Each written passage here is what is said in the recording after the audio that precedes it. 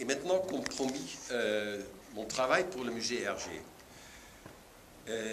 J'avais fait pour le Festival bande dessinée à Haarlem une exposition autour du livre Le Lotus Bleu.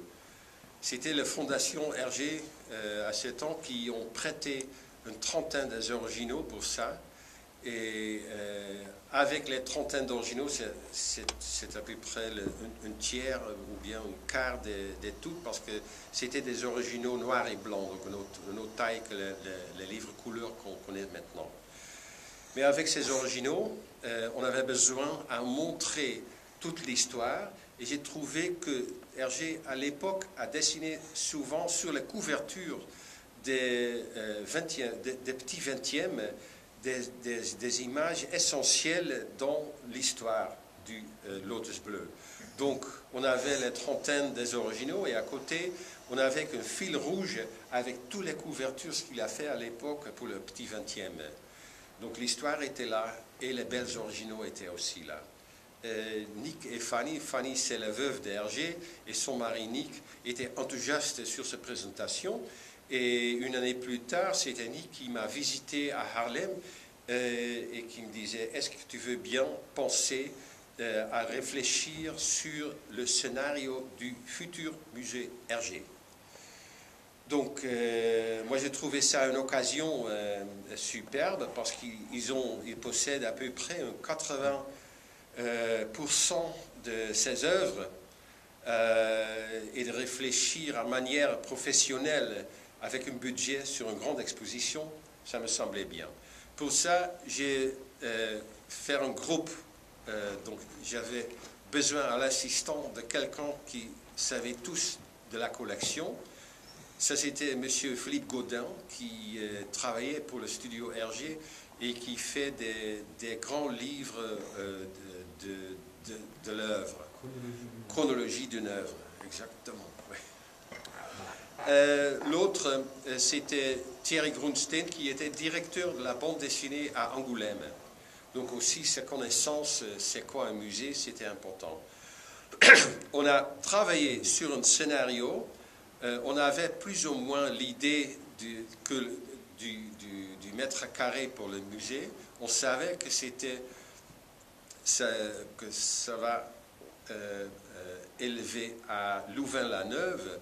Et avec cette information, on a réfléchi, finalement, on a fait un cahier des charges artistiques pour le musée. Ce cahier des charges faisait partie du cahier des charges techniques pour l'architecte, et c'était Christian de Portzamparc, l'architecte français, qui a travaillé sur le musée et qui a exécuté les salles avec le bon surface qu'on voulait. Et après, pour moi, c'était le deuxième travail, de travailler sur l'installation de la collection permanente. Voici, on voit le bâtiment du côté d'entrée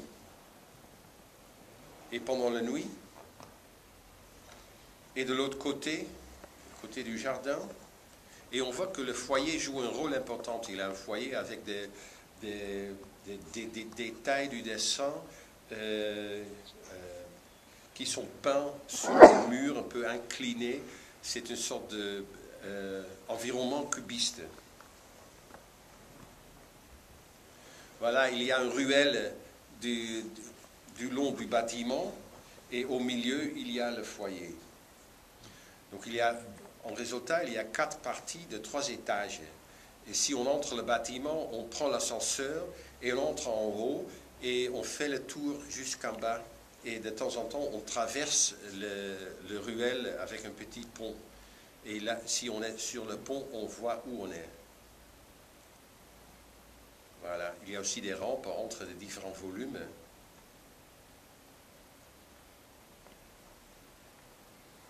Ça, c'est une autre rampe du deuxième salle à la troisième.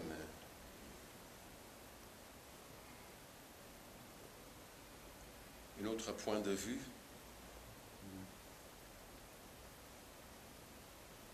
Et ça, c'est à l'intérieur, c'est-à-dire on a donné l'avis de présenter les œuvres avec une lumière moins de 50 lux, c'est très très peu.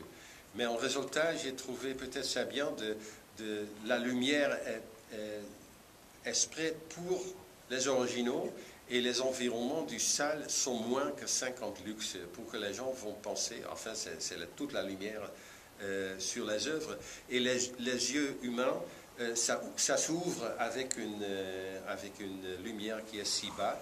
Donc en résultat, on voit très très clair les originaux. Et aussi dans les rencontres, j'avais souvent des petits dessins. Donc entre les rencontres, je réfléchissais à la maison, et le résultat de réfléchir, j'ai mis dans des petits dessins pour montrer aux gens, et ça a marché assez bien. Voilà, en haut, ça donne une idée de différents volumes. Les volumes n'étaient pas faciles pour nous, parce que souvent avec des murs inclinés, comme résultat de l'idée de cubisme de l'architecte. Mais on a trouvé partout des solutions. Par exemple, ici, les choses bleues, le mur bleu, c'est fait pour les affiches d'Hergé. Il a fait à l'époque des affiches un peu style Cassandre, on peut dire, très décoratif. Le studio Hergé possède seulement quelques-unes en croquis ou bien en originaux, et ceux sont présentés dans la vitrine. Et sur le mur, on a imprimé des choses en taille telle pour montrer autre chose de ces œuvres. Donc ça, c'était plutôt décoration. Une idée pour la salle avec la presse imprimée. Toujours, si on entre en salle, l'information centrale pour toute la salle est avec typographie sur ce mur rouge. Et voici, on voit que le mur n'est pas très vertical, c'est un peu incliné, c'est comme un bateau à l'envers, c'est complexe.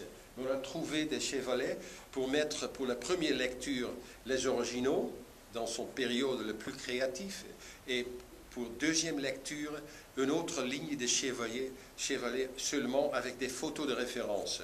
Donc il y a Charlot, il y a une missionnaire en Congo, il y a un bateau qui entre à l'Havre de New York, etc.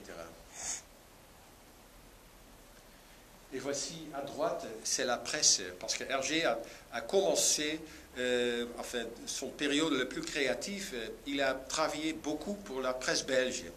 Donc j'ai pensé, si on a sur le mur une machine à imprimer, et on a caché un écran dans le mur, et sur cet écran, on montre les couvertures qui sortent du presse.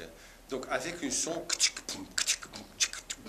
tous les couvertures et les journaux dans lesquels il a travaillé sortent.